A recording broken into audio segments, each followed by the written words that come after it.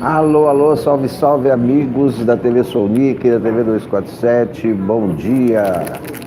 Estou em São Paulo, dia 14 de agosto, quarta-feira, frio, voltou. Estamos no inverno, todo dia deveria fazer frio. No inverno faz calor e, excepcionalmente, faz frio no inverno. Como hoje está muito frio, bem-vindos ao Frio de São Paulo, bem-vindos ao primeiro programa de hoje. Alexandre Felipe dos Santos, da TV Sonic. Vou ler com você os jornais. O Globo, Salomão Cavalcante, 30 graus em Hidrolândia, parabéns. Betânia Rocha de Fortaleza, presente. Marco Schneider, Vinenta na Bessolemazo. Paraty, frio também, diz Ana Carla. Cristiano Fiorilo, bom dia, bom dia. A lua vai dormir. Cristiano Fiorilo, São Paulo também. Salve, salve. A lua vai dormir encabulada na passagem. Conhece essa do Juca Chaves? Meus olhos vão sonhar sobre a janela dos olhos dela, dos olhos dela. Meu amor de amor se esconde aonde? Ai, eu não sei porquê, não sei porquê. Meu amor não é segredo, morre de medo do segredo que é você. Olá, presidente Dutra no Maranhão. Sebastião Cavalcante, revelações hoje da Vaza Jato? Conta pra mim então. Não conhece, Betânia? Do Juca Chaves. A lua vai dormir. Isso anos 60. Encabulada na passarela da madrugada. Meus olhos vão sonhar sobre a janela dos olhos dela, dos olhos dela. O meu amor de amor se esconde aonde? Ai, eu não sei porquê, não sei porquê. Meu amor não é segredo, morre de medo do segredo que é você. Do Juca Chaves, o menestrel do Brasil. Ele se apresentava descalço, levava o violão em cima do ombro e entrava descalço no palco. Era uma figura. Tá vivo. Deve ter uns 80 anos, por aí. Juquinha. Aprontou muito. Compôs muita coisa bonita, muitas sátiras.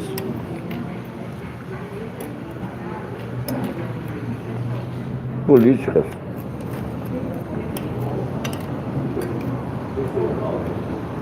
Brincava muito com o Juscelino.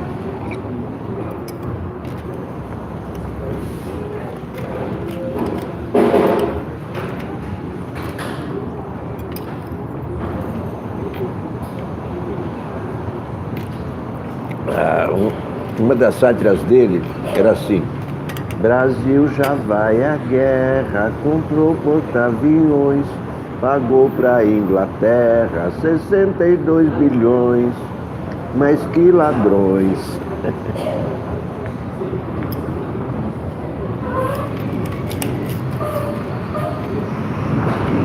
Grande Juca Chaves.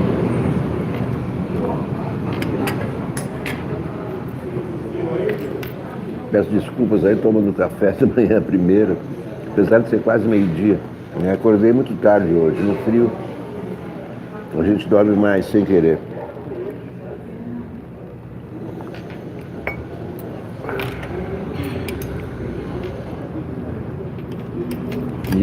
Logo de manhã,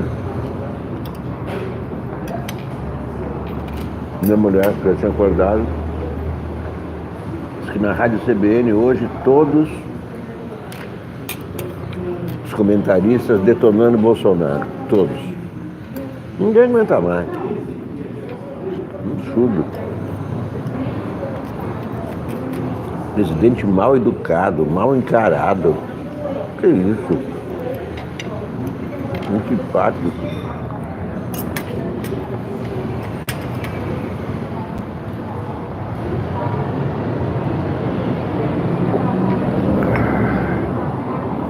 Olha aqui, Folha de São Paulo, Câmara reduz burocracia e proteção trabalhista. Texto base da liberdade econômica. Liberdade econômica, mas e os trabalhadores? Autoriza trabalho em qualquer dia da semana, inclusive domingos e feriados. Isenta de alvará negócios de baixo risco, como bares e borracharias, startups. Prevê o ponto por exceção. Só é feito registro se o horário de trabalho fugir do habitual. Quer dizer que não dá para marcar as horas extras. Acho que é isso, né? Quer dizer...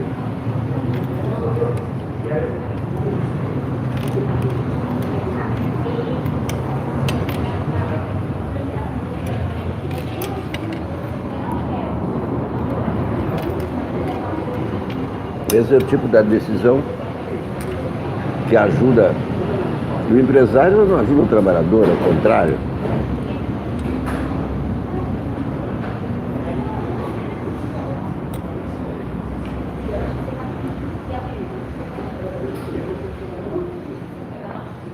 Reduz proteção trabalhista. Estamos no século XXI. O Brasil se comporta como no século XIX.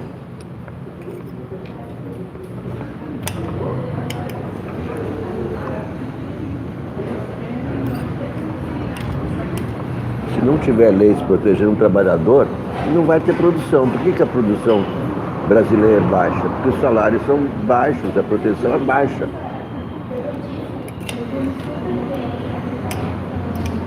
Se os trabalhadores receberem bem, a produtividade aumenta. Isso é evidente.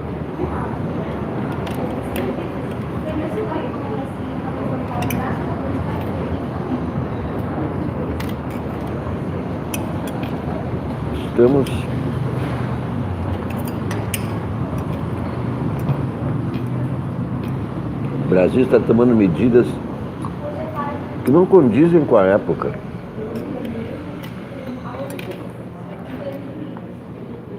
Reduzir burocracia é muito bom, mas reduzir proteção ao trabalhador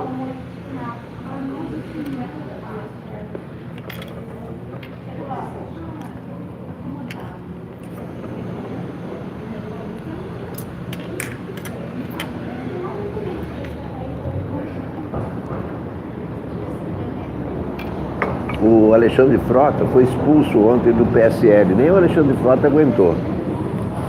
O PSL, o Bolsonaro, que é tudo a mesma coisa, né? PSL é Bolsonaro, Bolsonaro é PSL. O Alexandre Frota disse que o melhor dia os 2 melhores dias do ano foi quando o Bolsonaro foi ao dentista, não falou nada.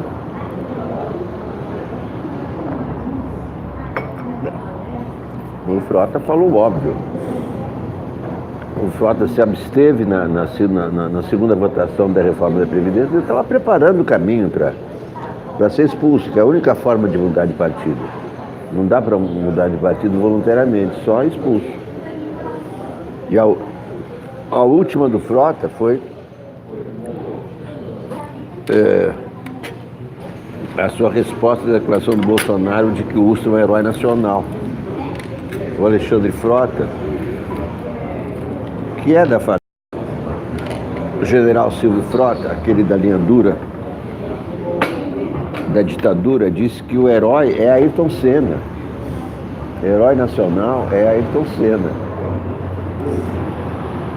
Então, até para o Frota, o Bolsonaro é dose. Ninguém aguenta. gente sempre imagina, puxa vida, mais 3 anos disso aí.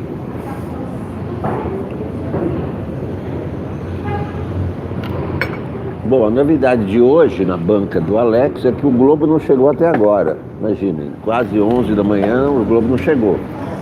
Provavelmente não vai chegar, então, em compensação, comprei o Estadão. Hoje, portanto, 2 jornais de São Paulo para lermos juntos. Está aqui na Folha: Roger Abdelmaci tem prisão domiciliar revogada pela Justiça, acusado de ter falsificado os laudos médicos que deram prisão domiciliar para ele. Símbolo do combate ao HIV, Ervin Magic Johnson faz 60 anos. Astro da NBA, foi aquele que pegou AIDS, disse que tinha AIDS e tal, está se tratando, vivo até hoje. Justiça tira sigilo de bens de sócios da Odebrecht. Hélio Beltrão, Marco Sintra é uma espécie de Suplicy da CPMF. Hélio Beltrão é do Instituto Mises, que foi dos institutos que começou essa onda da direita, esculhambando com a esquerda, esculhambando com o PT. E ele é o sócio majoritário da Ultragás. Hélio Beltrão, irmão da Maria Beltrão, da Globo. Não há como discutir reforma tributária sem discutir a diminuição dos gastos do governo. A ideia geral é unificar tributos. A pior é a do secretário da Receita, Marco Sintra, a volta da CPMF.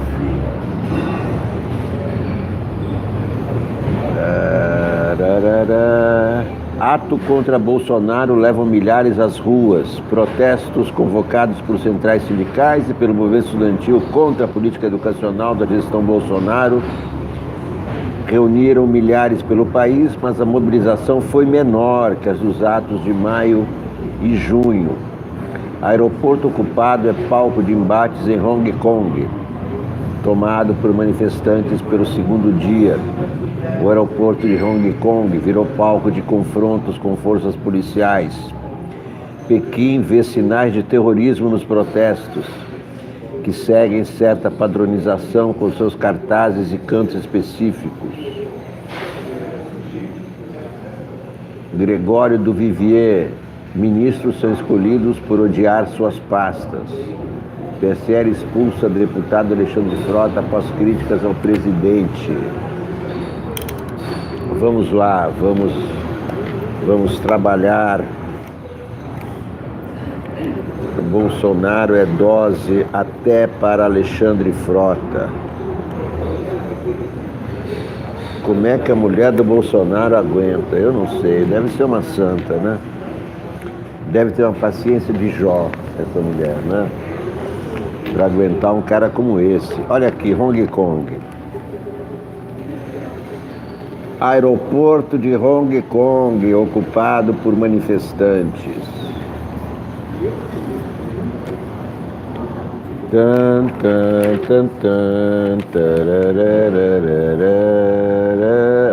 Aqui na Folha, na charge da Folha, o encontro do Trump com Bolsonaro Júnior. 03, 02, 01, sei lá que 00. O Trump encontra Bolsonaro Júnior. Cuidado consumidor, escreve Antônio Delfim Neto, 91 anos. A primeira lição que se aprendia no curso de Finanças Públicas, ministrado há quase 70 anos na Faculdade de Economia da USP, pelo grande tributarista Teotônio Monteiro de Barros, era que o inevitável imposto cobrado da sociedade pelo Estado para assegurar os serviços essenciais à sua sobrevivência, segurança interna e externa, e garantir a solidariedade centrípeta, é um animal mais complexo do que parece à primeira vista. Esse é o tipo do artigo que é melhor ler com os olhos do que oralmente, porque é muito complicado e tal. Prefiro ler artigos mais simples, mais fáceis de entender. A cada qual sua jabuticaba, escreve Hélio Schwartzman. Sanai Matsuzaki, Micheke não é santa, ela aguenta porque... Ela chama de Micheke, né? Carlos Vanderlei, bom dia de Natal, bom dia Natal. Exatamente, aguenta porque é igual a ele, claro, como os ministros aguentam porque são iguais a ele. Bolsonaro e a tirania da maioria. Eu gosto do Bruno Bogossian. Jair Bolsonaro finge que não entendeu ainda o papel de um governo. Fazendo festa para o público evangélico da Marcha para Jesus no fim de semana, ele disse que não tem preconceitos e não discrimina ninguém, mas avisou que as leis existem para proteger as maiorias. O presidente fazia uma defesa explícita da pauta conservadora para friar as chances de expansão dos direitos das minorias. Bolsonaro sabe que as leis existem para garantir os direitos de todos os cidadãos, não de grupos majoritários. Ainda assim, ele prefere fermentar um conceito deturpado de democracia para impor sua agenda ideológica, receber aplausos de seu eleitorado e expandir seus poderes. O apelo ao desejo da maioria faz parte do livro dos governantes autoritários. Eles agem como se as vontades dominantes de uma sociedade fossem uma justificativa para ultrapassar os limites da lei ou retirar direitos de grupos menores. É verdade que o processo democrático, em geral, é baseado na manifestação da maioria. Ele traz consigo, porém, a garantia de que todos os cidadãos devem ter acesso a liberdades individuais e aos serviços que são desempenhados pelo Estado. Se o raciocínio da maioria fosse mesmo absoluto, Bolsonaro deveria defender as invasões de terra. A propriedade privada é um direito que pode ser descrito como uma salvaguarda para elites minoritárias. A mesma lógica que seria, desculpe a interrupção, é o 4G que está falhando, não é a TV Solnic. Então, na semana passada, o porta-voz do Planalto, Rego Barros, disse que os filmes financiados pela Ancine deveriam estar alinhados a um sentimento cristão, imagina, que seria o sentimento da maioria da sociedade. O cinema agora vai ter religião também? Que isso? Direcionamento na arte que deve ser produzida. Produza filme cristão para ser aprovado pela Ancine? Como se vê, o plano não é incentivar uma diversidade que represente cada vez mais brasileiros. A ideia é usar o argumento para aniquilar, o que parece incomodar Bolsonaro.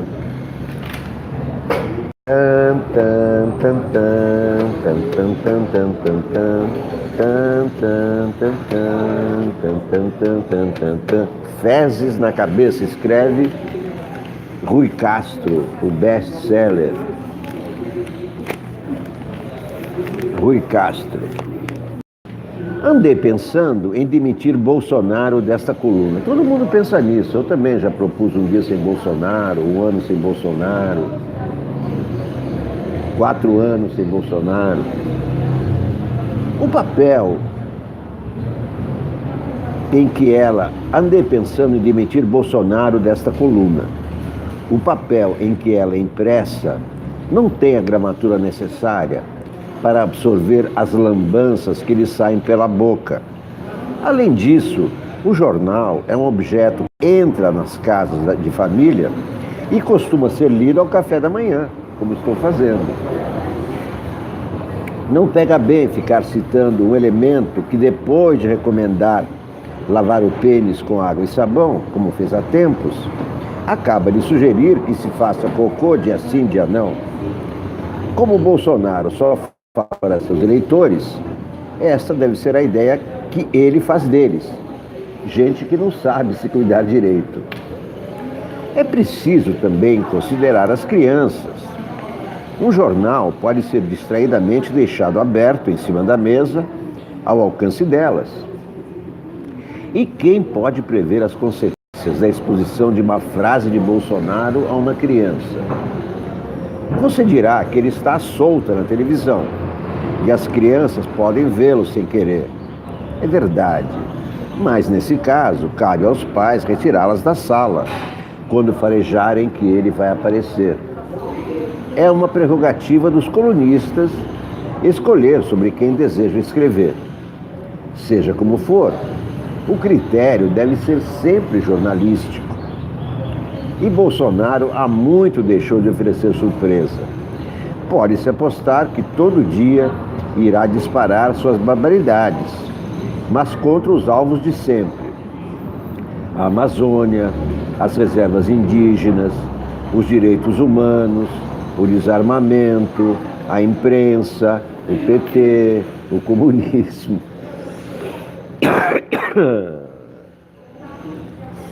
Aliás, daqui a pouco eu vou falar. Vamos terminar aqui. E está ficando repetitivo. Depois do cocô de Assim de Anão, veio agora com cocô petrificado. Fezes não saem de sua mente. Já me perguntei, por que ele não faz algo realmente radical e tira as calças pela cabeça na frente de um general? Mas agora podemos ter novidades. Em nome de um nacionalismo ardiloso e velhaco, Bolsonaro começou a insultar certos países estrangeiros. Uma coisa é bater numa árvore. A árvore não bate de volta. Outra coisa é falar grosso com a Europa, principalmente porque a resposta desses países é o talão de cheques. Estava vendo ontem alguns documentários sobre nazismo, a invasão nazista da França, o governo colaboracionista de vestido, o general Pétain, que acolheu os nazistas e adotou todas as regras nazistas contra os judeus, deportou judeus, mandou para campos de concentração, fez tudo aquilo. E em todas as reuniões desses franceses que aderiram ao nazismo, nos salões sempre havia uma faixa: abaixo o bolchevismo, contra o bolchevismo. Quer dizer, todo o discurso dos nazistas era primeiramente contra o comunismo, que é, coincidentemente, o discurso do Bolsonaro. É sempre esse discurso contra a esquerda, contra o comunismo, contra o PT, que é a mesma coisa. Isso é coisa típica de nazista. Era a primeira palavra de ordem dos nazistas era fora bolchevismo, contra o bolchevismo, que era como eles chamavam o comunismo na época na Europa. Opa, pintou uma graninha aí, muito obrigado. Quem foi? Quem foi que deu os R$2? Eu não vi, estava lendo o jornal. Muito obrigado, tá aí. Se vocês quiserem, podem colaborar aqui com o Superchat. É uma graninha que cai para mim, pro canal, né? Sounic sou eu. Essa é a TV Sounic, que tem um Sounic só. Outros nicks vão entrar, mas Sounic é um só. A TV é consequência do que acabo de dizer. O país é consequência de quem o povo eleger. Pois é. Deltan Dallagnol, o triste fim de Deltan Dallagnol. Questionamento sobre conduta de Deltan reaberto em órgãos de procuradores, enquanto defesa de Lula pede sua suspeição.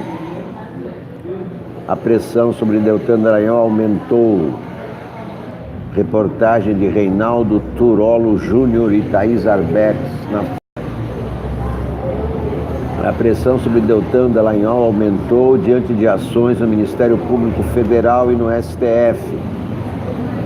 que questionam a conduta do chefe da Força Tarefa e de uma cobrança pública da Procuradora-Geral Raquel Dodge para que os integrantes da instituição atuem dentro dos marcos da legalidade, a pedido de 2 conselheiros do Conselho Nacional do Ministério Público.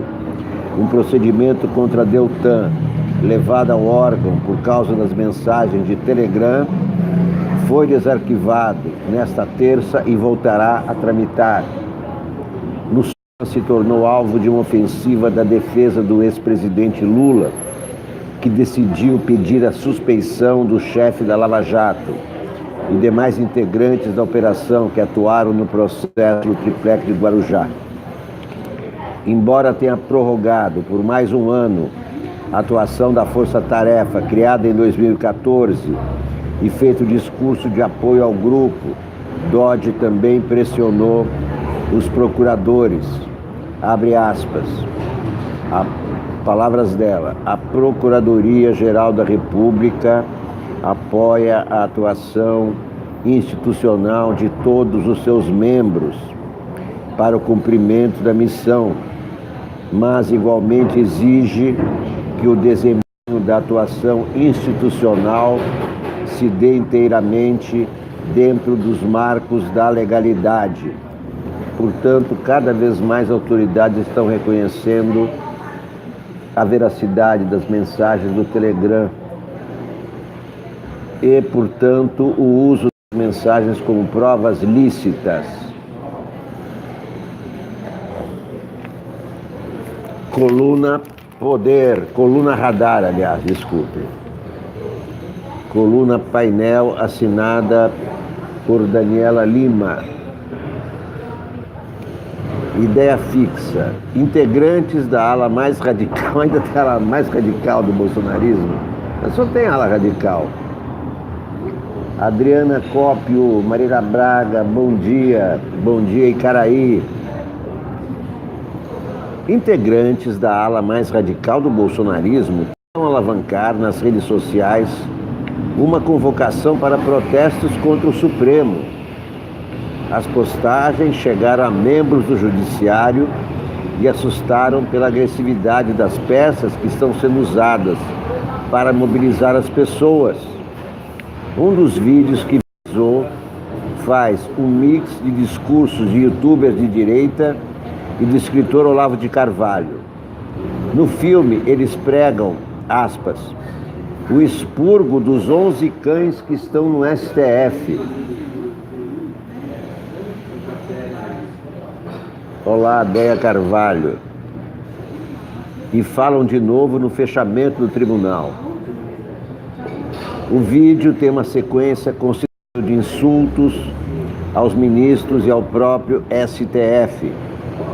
Ele foi criado por um homem que já colaborou com peças para um perfil chamado República de Curitiba, dedicado a enaltecer a Lava Jato.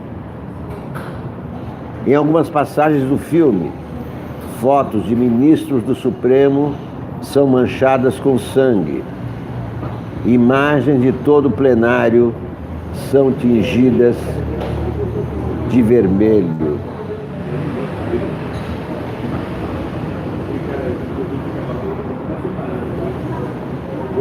Pessoas próximas a Jair Bolsonaro dizem saber da convocação dos atos, mas estão decididas a não dar força a movimentos contra o STF.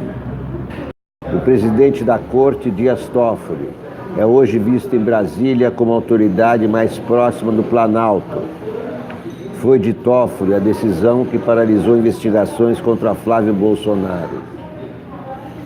A nova ofensiva sobre o Supremo coincide com a crescente pressão institucional do Legislativo e do Judiciário sobre integrantes da Lava Jato de Curitiba, cujas conversas foram reveladas pelo Intercept Brasil.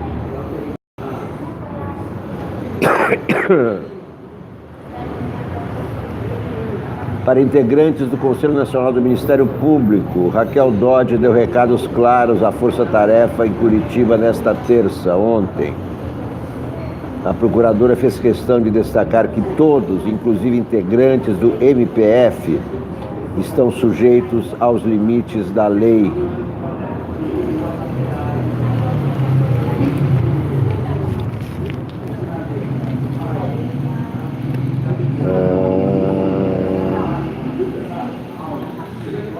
Integrantes do PSDB arrebatam os últimos detalhes que devem selar a migração de Alexandre Frota, recém-expulso do PSL, para o tucanato. No partido de Bolsonaro, o discurso é o de que Frota recebeu promessas de espaços no governo de São Paulo, comandado por João Dória. Se merecem. Alexandre Frota e João Dória se merecem. Hélio Gaspari, a falta que faz um chanceler. Olha aqui, Alexandre Frota expulso depois de críticas a Bolsonaro. PFL, olha aí. Alexandre Frota. Expulso Alexandre Frota depois de críticas a Bolsonaro. A falta que faz um chanceler, escreve Hélio Gaspari. A declaração de Jair Bolsonaro de que a derrota de Maurício Macri na prévia eleitoral argentina pode significar uma vitória da esquerdalha de Dilma Rousseff, Hugo Chávez e Fidel Castro foi coisa inédita, assombrosa. Ele pode achar o que quiser, mas não tem mandato para meter o Brasil numa disputa eleitoral argentina. Falando de questões internas, pode se intitular Capitão Motosserra ou expor sua teoria da relação do meio ambiente com o cocô. Bolsonaro é assim, e sem dúvida prefere ver os brasileiros discutindo cocô em vez do cheiro de uma recessão da economia. Bolsonaro não gosta dos governos civis que o antecederam. Tudo bem. Ficando-se com os exemplos que lhe deixaram os militares, salta aos olhos uma lição. Falta-lhe um chanceler, ou pelo menos um ministro das Relações Exteriores, com as qualidades profissionais de Mário Gibson Barbosa, governo Médici, Azeredo da Silveira, governo Geisel, e Ramiro Guerreiro, governo Figueiredo. Os três descascaram abacaxis nas relações com a Argentina sem criar atritos. Graças aos dois primeiros, conseguiu-se negociar em relativa harmonia a construção da hidrelétrica de Itaipu. Médici aguentou um desaforo do general-presidente argentino Agustín Lanusse. Numa visita a Brasília, ele enfiou um caco no discurso que fez no Itamaraty, e sua comitiva chegou à grosseria de cortar do comunicado conjunto uma referência à inquebrantável amizade dos dois países. Na costura da calma estava Mário Gibson. Lanusse foi substituído pelo demagogo larápio Juan Perón. Tinha tudo para acabar em encrenca. Ele vivia exilado na Espanha. Em 1964, tentou descer na Argentina, mas foi barrado pelo governo brasileiro no aeroporto do Galeão e teve que voar de volta. Ainda por cima, era amigo do presidente deposto João Goulart e assumiu criando dificuldades para a construção de Itaipu. O general Ernesto Geisel detestava-o e disse ao embaixador brasileiro em Buenos Aires, Azeredo da Silveira, que não negociaria com quem está de má fé, sem honestidade de propósitos.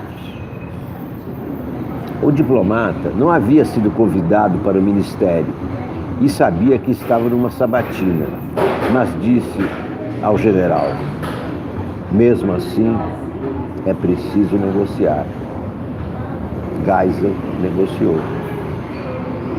Perón morreu sem que a ditadura brasileira encrencasse com seu governo ou com de sua substituta, a vice Isabelita, uma ex-dançarina de cabaré panamenho. Coube a Ramiro Guerreiro, o chanceler de João Figueiredo, o melhor lance da diplomacia dos generais com a Argentina. Em 1982, ela era presidida pelo general Leopoldo Galtieri, um cavalariano chegado ao copo, que mantinha boas relações com Figueiredo. Com a popularidade em baixa, Galtieri resolveu invadir naquele ano a possessão britânica das Ilhas Malvinas. Se dependesse de Figueiredo e dos militares que o cercavam, o Brasil ficaria ao lado da Argentina. Coube a Guerreiro tomar distância. Não podia ficar perto da maluquice de Galtieri, mas também não podia se aproximar da inevitável vitória dos ingleses. Algo como tirar a meia sem descalçar o sapato. E Guerreiro conseguiu. Meses depois, a diplomacia brasileira conduziu uma gestão para que os ingleses devolvessem o capitão Alfredo Astis, que se rendeu nas Malvinas. Tremenda sorte a de Astis, pois recebeu o tratamento que merecem os soldados. Ele havia sido um dos maiores assassinos da ditadura militar argentina, que sucedeu Isabelita Perón. Era apelidado de Anjo Ruivo da Morte. Está na cadeia até hoje. Médici, Geisel e Figueiredo tinham suas opiniões, mas sabiam que na presidência deviam ouvir os profissionais. Por sorte, tiveram Gibson, Silveira e Guerreiro.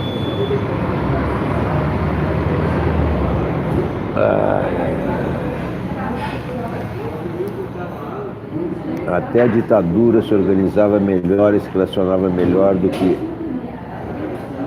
esse governo de um tirano. O governo de um tirano só. Eis aqui esse governo feito de um tirano só. Em nova crise, Planalto demite secretário recém-nomeado para a imprensa. Em uma nova crise na área de comunicação, o presidente Jair Bolsonaro, ele que demite todo mundo. Ele não deixa ninguém demitir ninguém, ele que demite. Demitiu o recém-nomeado secretário de imprensa do Palácio do Planalto, Paulo Fona. Ele foi o quarto a ocupar a cadeira, desde que o presidente assumiu o mandato. O secretário anterior, Fernando Diniz, ficou menos de 30 dias na função. Fona foi escolhido pelo chefe da SECOM, Fábio Weingarten, que tem perdido o poder. Nesta semana, o ministro da Secretaria de Governo, Luiz Eduardo Ramos, retirou da SECOM a estrutura do porta-voz da presidência, que passará a responder diretamente à pasta. Procurado pela Folha, Fona disse que a decisão o pegou de surpresa. Segundo a Folha apurou, a exoneração se deveu ao histórico do profissional. É aquela coisa do lobo e cordeiro, né? Que atuou para MDB, PSDB e PSB.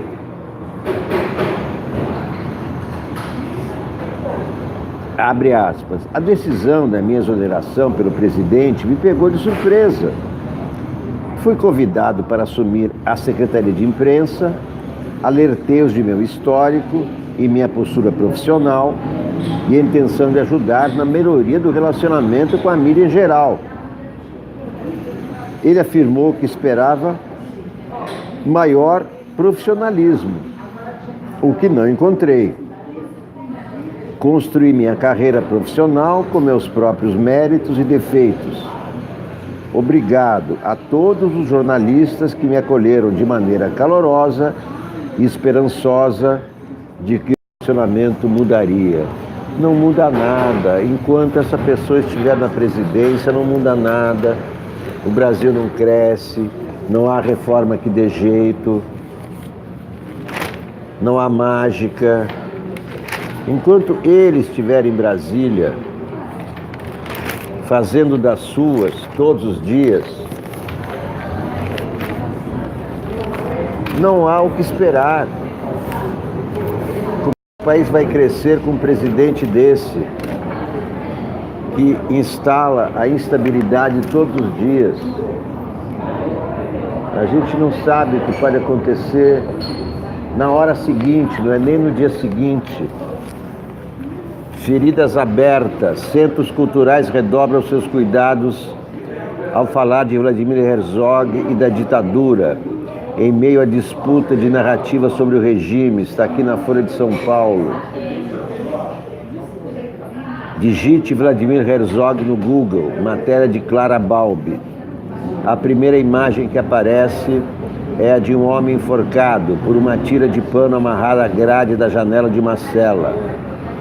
O jornalista tinha acabado de assumir a direção da TV Cultura, quando foi intimado, a direção do jornalismo da TV Cultura, quando foi intimado a depor no DOI-CODE, em São Paulo, acusado de manter ligações com os comunistas.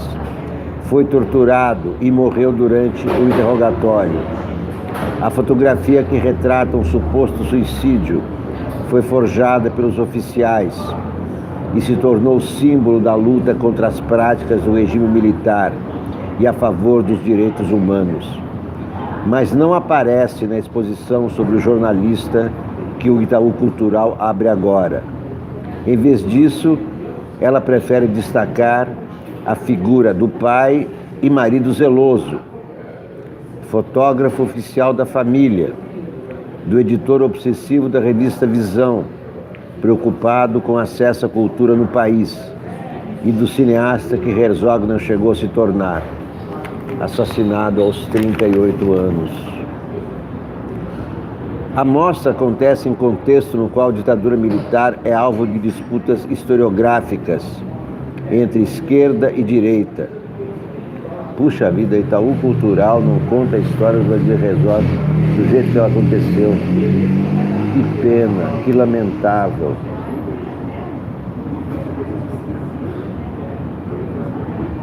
Essa é uma tentativa de reescrever a história que tem feito com que museus e instituições culturais, em especial os que dependem de leis de incentivo fiscal, redobre a atenção ao montar exposições sobre o regime. Ou seja, autocensura. Isso é uma evidente autocensura. A principal história da vida do Vlado é o seu assassinato. E a exposição sobre a vida dele não tem essa foto do seu assassinato, a prova do seu assassinato. Isso é autocensura. Isso só ajuda a ascensão da extrema-direita. É assim que a extrema-direita se afirma, impondo medo às instituições. Lamentável exposição do Itaú Cultural.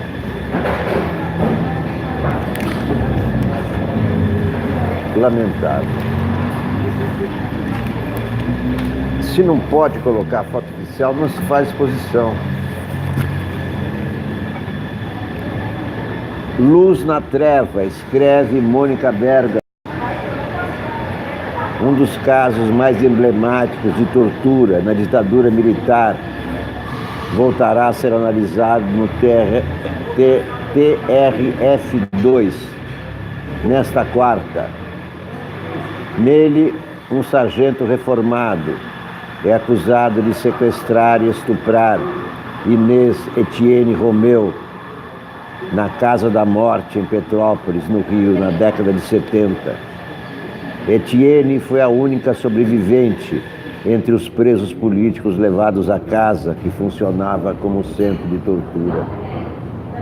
Nos relatos, Etienne, que morreu em 2015, acusa o sargento reformado Antônio Vaneir Pinheiro de Lima. Ele diz que era o caseiro do imóvel, esteve com ela, mas nega os crimes. A Justiça do Rio, em primeira instância, arquivou a denúncia, invocando a lei da anistia. O desembargador Paulo Espírito Santo seguiu o mesmo entendimento. A desembargadora Simone Schreiber, ao pedir vista em julho, sinalizou que divergirá dele. O caso será analisado ainda por um terceiro magistrado, Gustavo Arruda.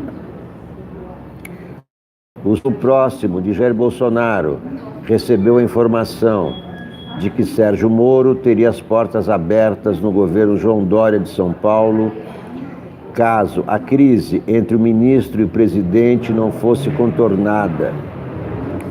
A informação deixou o grupo apreensivo. Apreensivo ficamos nós que moramos em São Paulo. Não queremos Sérgio Moro aqui não, ele é do Paraná. Essa não, manda ele para o Paraná. Não queremos Sérgio Moro em São Paulo. Daqui para Miami.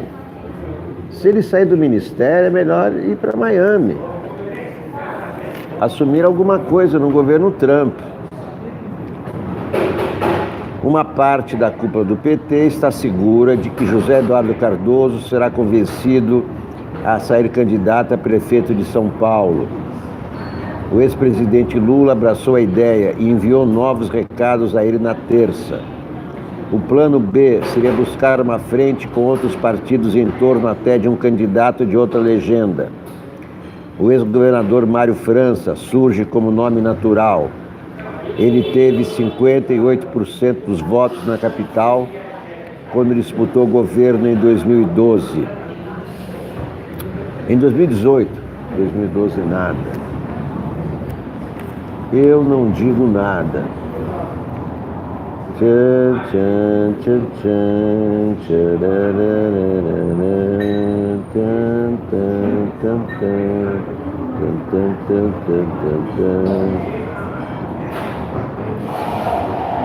A Fundação Procon São Paulo multou a Ipiranga Produtos de Petróleo S.A.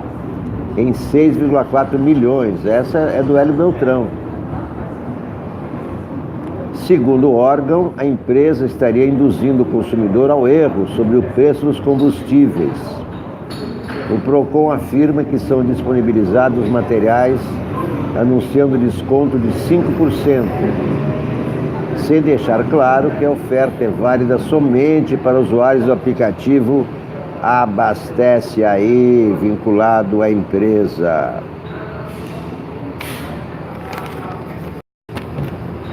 Edital do Banco do Brasil questiona se filme trará cenas de sexo ou de nudez.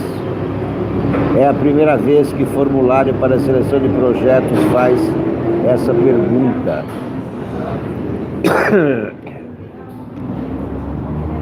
Pois é, avança o projeto de censura da cultura. Isso já é censura na cultura.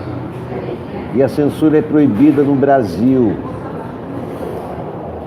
O edital para a seleção de projetos de novos filmes, lançado nesta semana pelo Banco do Brasil, está causando controvérsia entre cineastas por perguntar no formulário se na produção serão exibidas cenas de nudez ou de sexo explícito, se a obra faz referência a crimes, drogas, prostituição e se tem cunho religioso ou político. O documento destinaria verbas da empresa por meio da Lei do Audiovisual. Em 2018 e 2017 não houve essas perguntas, apenas as questões habituais de editais desse gênero, como o enredo da obra e o público-alvo. Embora os editais sempre em obras que incentivam o uso de bebida alcoólica, cigarro ou outras drogas, que tenha caráter religioso ou cunho partidário, essa é a primeira vez que se pergunta a respeito de cenas de sexo e nudez. Após a publicação, o Sindicato de Bancários de São Paulo, Osasco e região se manifestou contra o documento. O Banco do Brasil deveria zelar pela pluralidade de ideias e de temas, Vetar que empresas públicas financiem obras cinematográficas devido ao seu conteúdo é uma clara tentativa de censura, afirmou João Fukunaga. Em abril, Jair Bolsonaro mandou tirar do ar um comercial do Banco do Brasil em que os atores são quase todos jovens. Há mulheres e homens negros e uma das personagens é transexual. Muitos aparecem com tatuagens e cabelos coloridos e representam diversidade racial e sexual. Em julho, Bolsonaro disse que a Agência Nacional do Cinema, Ancine, poderia ser privatizada ou extinta, caso não fosse possível usar filtros para produções nacionais. Ele criticou o patrocínio ao filme Bruna Surfistinha. Em 2 de agosto, porém, ele disse que poderia voltar atrás da decisão. Se recuar, recuo. Quantas vezes vocês falam que eu recuei? Tem a questão do audiovisual que emprega muita gente. Tem de ver por esse lado, afirmou. Esse é o homem que dirige o Brasil. Deram poder a essa pessoa. Gregório do Vivier, não gosto dele. Não gosto do Gregório do Vivier. Cada ministro parece ter sido escolhido por quanto ele odeia a própria pasta. O atual governo inaugura um conceito novo na política, a autofobia. Cada ministro parece ter sido escolhido não pela afinidade com a pasta, mas por quanto ele odeia a área. O ministro da Educação despreza as faculdades federais. O ministro do Meio Ambiente já tinha sido condenado por fraude ambiental. O ministro das Relações Exteriores não acredita em globalização.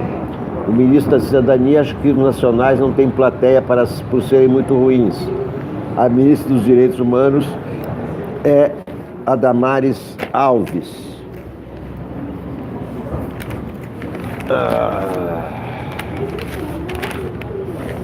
Marcelo Coelho. Um estranho cartaz no Espírito Santo. No tsunami de estupidez que toma conta do Brasil, alguns erros são bem-vindos. Recebi na semana passada, escreve Marcelo Coelho na Folha, um desses e-mails com fotos bizarras que circulam na internet. Era de outdoor em Vitória, fazendo propaganda de uma organização religiosa. Tinha uma citação bíblica. Mãe, este é seu filho. Filho, esta é sua mãe. João 19, 26, 27. Para explicar melhor, o cartaz ainda dizia: Mãe de Jesus, representação da pureza de Nossa Senhora. A frase se referia a uma imagem mostrada à esquerda do cartaz. Tratava-se de um quadro clássico. A Virgem Maria, bela e serena, era retratada da cintura para cima, com as mãos cruzadas em sinal de pudor. Ao fundo, uma paisagem de névoa azul evocava montanhas indistintas, algum bosque distante nos caminhos da Toscana, uma ponte vaga e diminuta. O rosto da Madonna se impregnava de resignação, sabedoria e graça. Um momento, Virgem Maria, Madonna, confira-se a imagem do outdoor. Era a Mona Lisa. Pois é, dentro do verdadeiro tsunami de ignorância, fanatismo e brutalidade que se vive no Brasil, o cartaz do grupo Lei de Deus é coisa de menor importância. Mas é preciso errar muito numa pesquisa do Google para confundir a Gioconda com Nossa Senhora. Não serei eu a tirar nesses religiosos uma primeira pedra. De certo modo, o quadro de Leonardo da Vinci se impôs pela beleza. Eis que a Mona Lisa foi santificada. É um passo e tanto quando se pensa nas imagens que a Gioconda costumou sugerir a alguns de seus comentadores.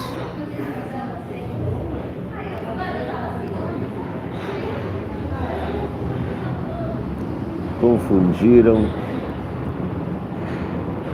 Nossa Senhora com Mona Lisa. O estado de São Paulo, na falta do Globo, o Globo não veio hoje aqui para a banca do Alex. Bolsonaro faz pressão e PSL exige fidelidade ideológica. O PSL quer evitar desgastes como o de ontem. A expulsão do deputado Alexandre Frota. E vai exigir fidelidade ideológica de seus candidatos, já nas eleições de 2020. Eles devem ser a favor da reforma do Estado, da pauta conservadora nos costumes e terão passado político investigado. A decisão foi tomada após cobrança de Jair Bolsonaro.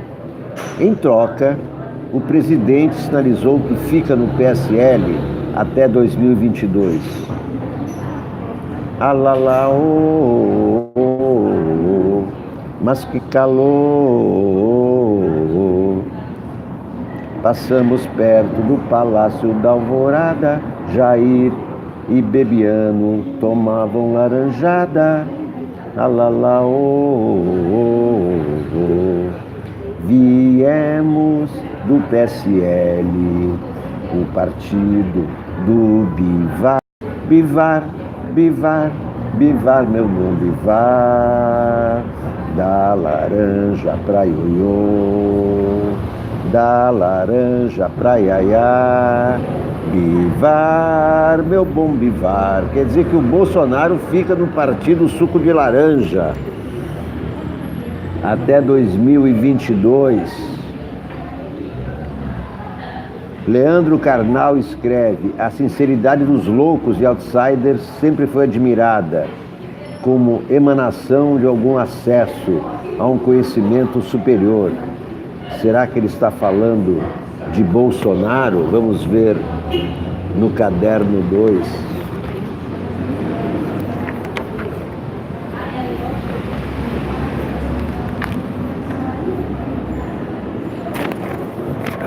Tá aqui, Balada do Louco.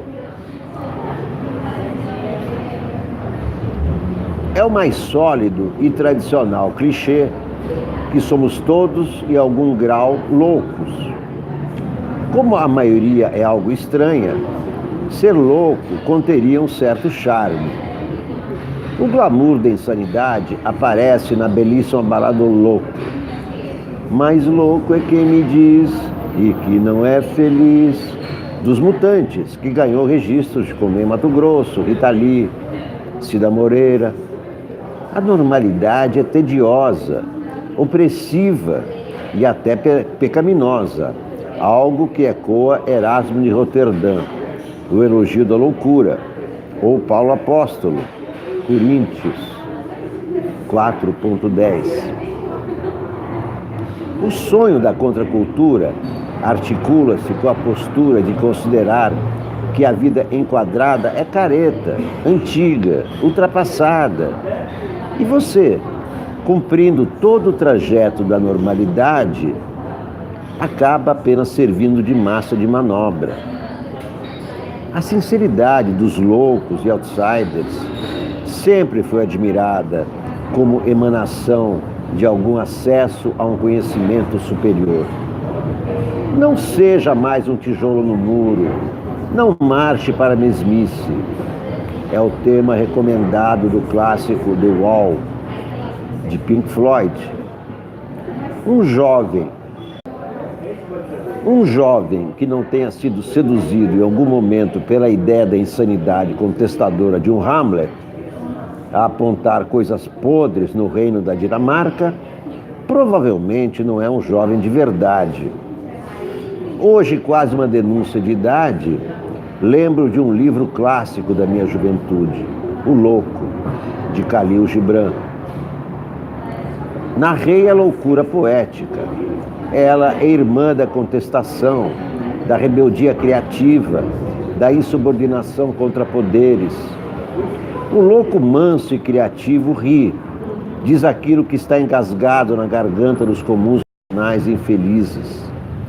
A poesia hino do levante contra o tradicional é o famoso Cântico Negro, de José Régio. Sim, a plateia ralou no emprego para obter a soma do ingresso, seguiu ordenadamente até o lugar numerado, chegou no horário previsto, arrumou-se para isso e seguiu organizada e racional.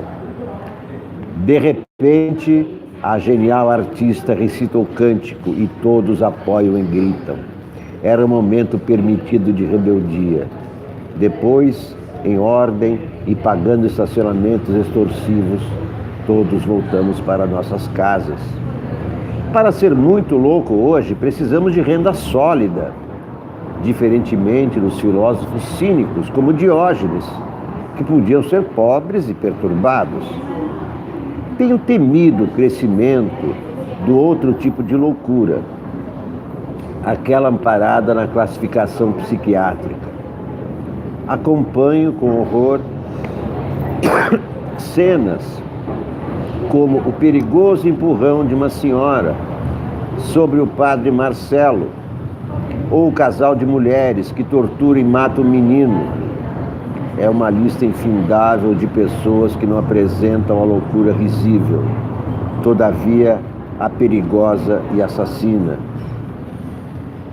O mesmo Erasmo de Roterdã fazia questão de separar uma loucura espirituosa da fúria, proveniente dos infernos.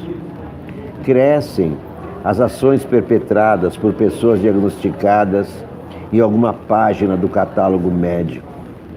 Por questões jurídicas, mesmo tendo realizado crimes hediondos ou executado atentados horríveis, por vezes os médicos concluem que são inimputáveis.